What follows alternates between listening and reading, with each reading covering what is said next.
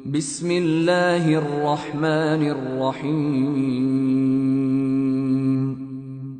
পরম করুণাময় ও অসীম দয়ালু আল্লাহর নামে শুরু। يا أيها النبي إذا طلقتم النساء فطلقوهن لعدتهن وأحصوا العدة واتقوا الله ربكم لا تخرجوهن من بيوتهن ولا يخرجن إلا أن يأتين بفاحشة مبينة وتلك حدود الله ومن يتعد حدود الله فقد ظلم نفسه لا تدري لعل الله يحدث بعد ذلك أمرا হে নবী, তোমরা যখন স্ত্রীদেরকে তালাক দিতে চাও তখন তাদেরকে তালাক দিও ইদ্যতের প্রতি লক্ষ্য রেখে এবং ইদ্যত গণনা করো। তোমরা তোমাদের পালনকর্তা আল্লাহকে ভয় করো। তাদেরকে তাদের গৃহ থেকে বহিষ্কার করো না এবং তারাও যেন বের না হয় যদি না তারা কোনো সুস্পষ্ট নির্লজ্জ কাজে লিপ্ত হয়। এগুলো আল্লাহ নির্ধারিত সীমা। যে ব্যক্তি আল্লাহর সীমা লঙ্ঘন করে সে নিজেরই অনিষ্ট করে। সে জানে না হয়তো আল্লাহ এই তালাকের পর কোনো নতুন উপায় করে দেবেন।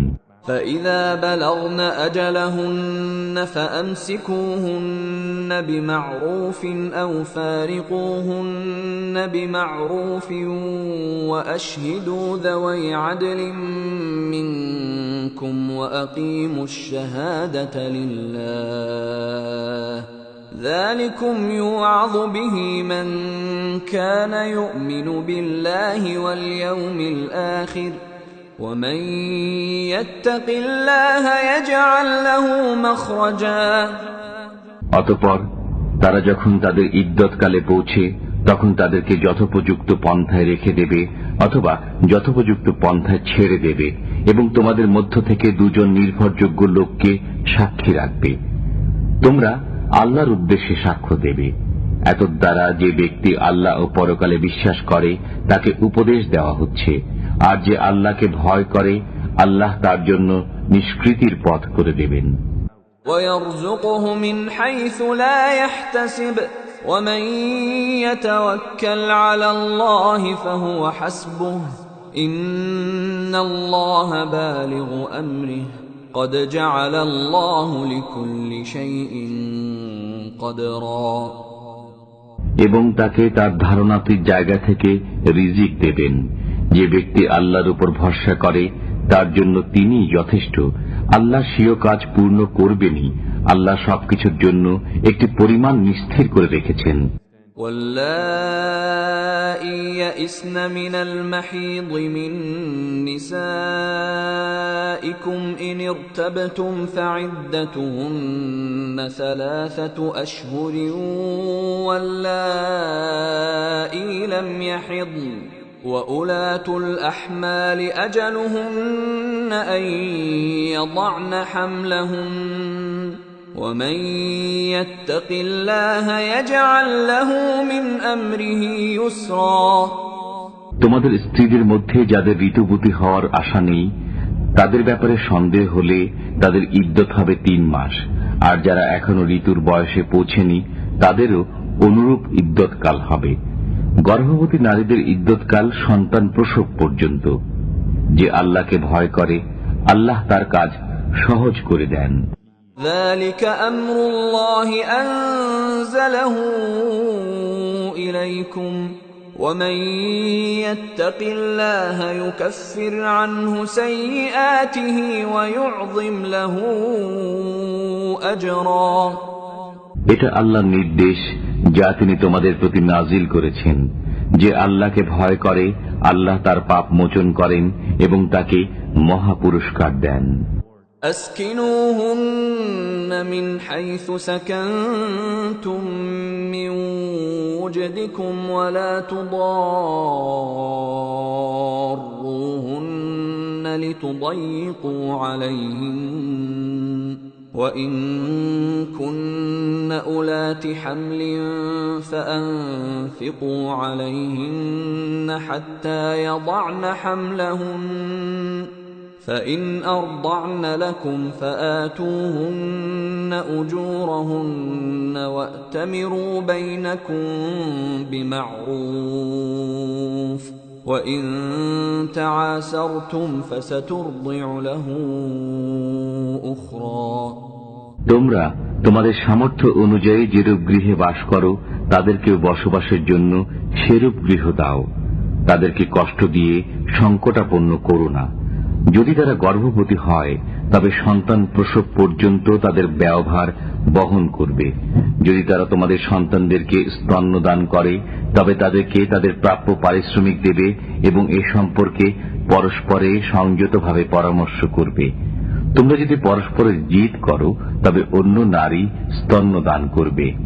لينفق ذو سعة من سعته ومن قدر عليه رزقه فلينفق مما آتاه الله لا يكلف الله نفسا إلا ما آتاها سيجعل الله بعد عسر يسرا বিত্তশালী ব্যক্তি তার বিত্ত অনুযায়ী ব্যয় করবে।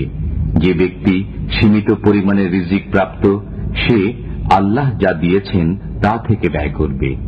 আল্লাহ যাকে যা দিয়েছেন তদপেক্ষা বেশি ব্যয় করার আদেশ কাউকে করেন না। আল্লাহ কষ্টের পর সুখ দেবেন। وكأين من قرية عتت عن أمر ربها ورسله فحاسبناها حسابا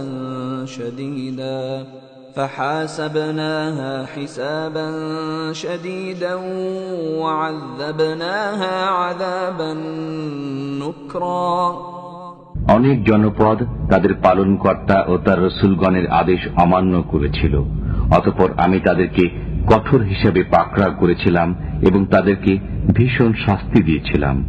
فذاقت وبال أمرها وكان عاقبة أمرها خسرا অতঃপর তারা তাদের কর্মের শাস্তি আস্বাদন করল এবং তাদের কর্মের পরিণাম ক্ষতি ছিল। أعد الله لهم عذابا شديدا فاتقوا الله يا أولي الألباب الذين آمنوا قد أنزل الله إليكم ذكرا আল্লাহ তাদের জন্য যন্ত্রণাদায়ক শাস্তি প্রস্তুত রেখেছেন। অতএব হে বুদ্ধিমান লোকগণ, যারা ঈমান এনেছ, তোমরা আল্লাহকে ভয় করো। আল্লাহ তোমাদের প্রতি উপদেশ নাজিল করেছেন। رسولا يتلو عليكم آيات الله مبينات ليخرج الذين آمنوا وعملوا الصالحات من الظلمات إلى النور ومن يؤمن بالله ويعمل صالحا يدخله